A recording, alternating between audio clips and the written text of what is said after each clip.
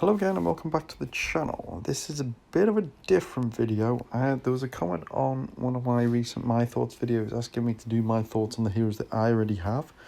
So I'm going to make this a little bit of a series where I'm going to do like my 5-star greens, blues, reds, yellows, purples, then I'll do the 4-star ones and I'll do the 3-star ones.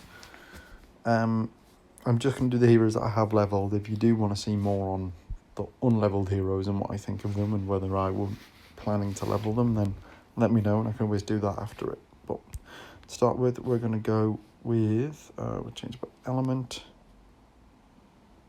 We will start with purples because I feel like they're my strongest colour, and we'll kick it off with Beera. We all know how annoying Beera is. Attack is, obviously she's at 20 emblems, her defense is reasonable, her health is pretty high.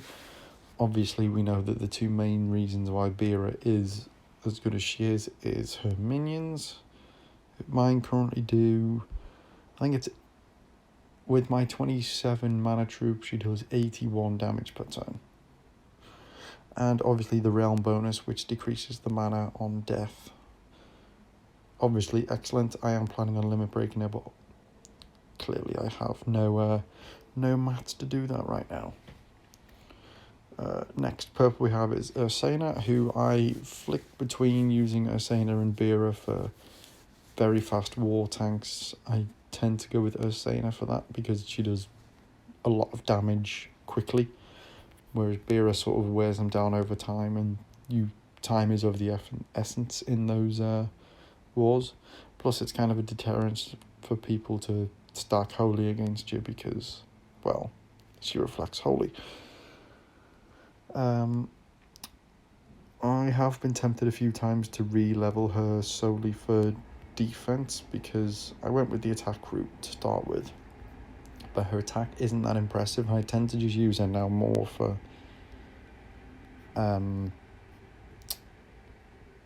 is like a kind of tank. I suppose there'd be a couple of times it'd change. Her defense would be what, a little higher, be 1 node, 2 nodes, 3 nodes, 4 nodes higher. So it'd be a fair amount higher actually. So I may re-level her, re-emblem her in a different pathway.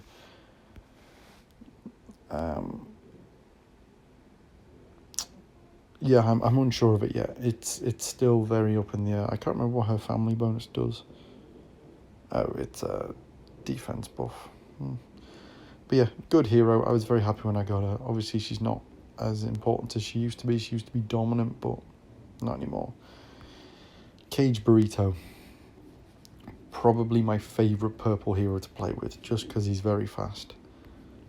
His talent grid is solely for attack.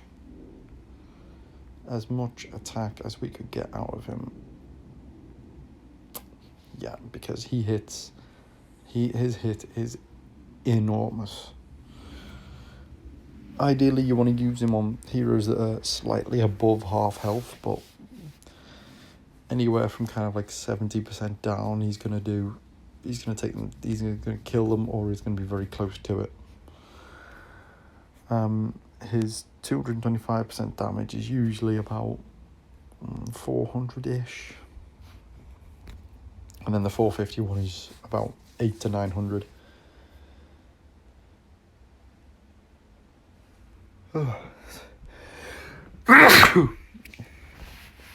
Apologies about that. I had to sneeze there. Yeah, so I love Cage, and I was very happy when I got a second one. I leveled both of them almost instantly. It was not even a choice there. Next up is Seshat.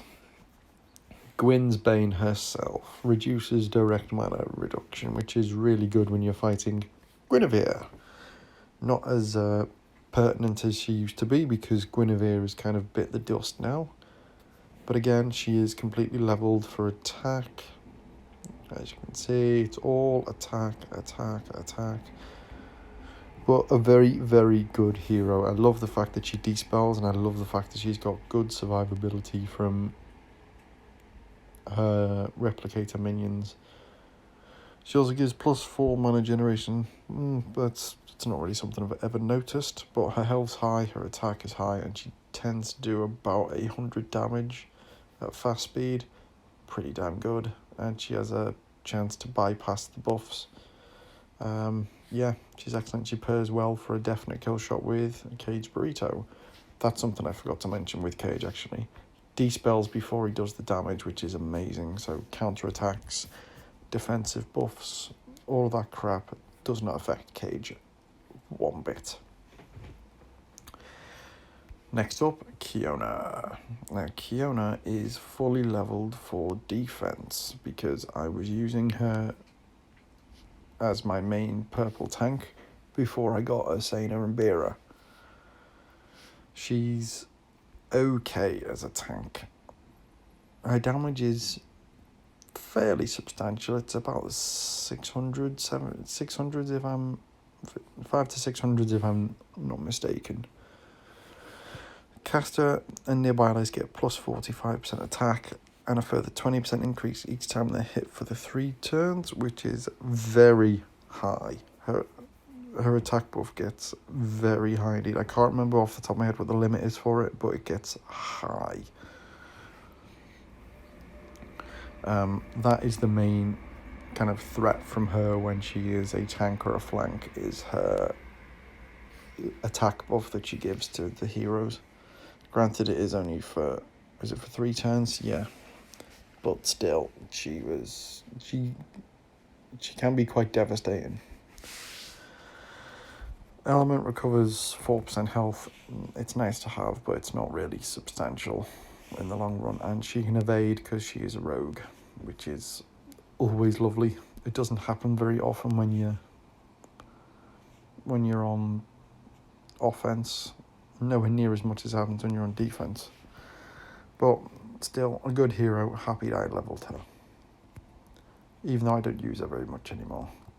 Grimbledoll.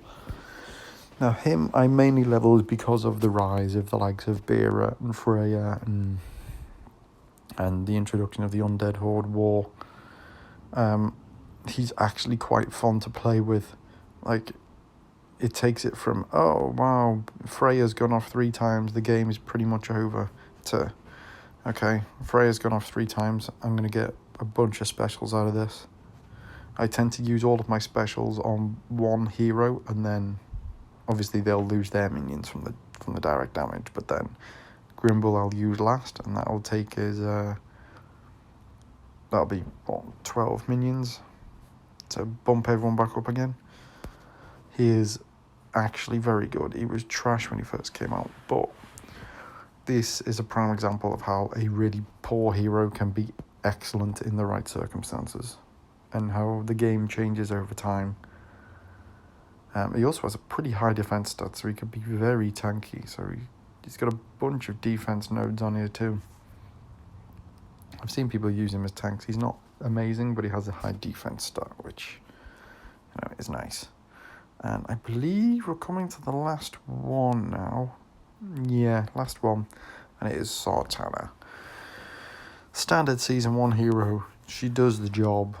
Her damage is reasonable. I would love to have her costume. If she had a costume, I would play just her costume. I wouldn't play this version, because the 294 poison damage over 6 turns, I very rarely see that mattering a lot. It's like 60 damage per turn. It's not a lot at all. You mainly use her for her direct damage, which is higher on her costume. As far as emblems go, I wouldn't emblem her just because I have better wizards to emblem. Limit breaking I probably wouldn't do either unless I had the costume. But she's a good roster hero. I only don't use her anymore because I tend to run 2 purple teams. I'm getting to the point where I'll run 3 once my other regard is leveled. But when I run my purple teams, it tends to be a regard, a cage, and Then either like a seshat and a cena or a Beera. But she may find her way back in on a third purple team. Who knows? Well, actually, I know, and she probably will if I run a third purple team. But yeah, she's decent. She does a job, and she's a lot better than running likes of, I don't know, a Gafar instead of a. But yeah, that is my review of my roster, specifically my purple 5-star heroes. I hope you enjoyed. As always, like, subscribe, and I shall see you next time.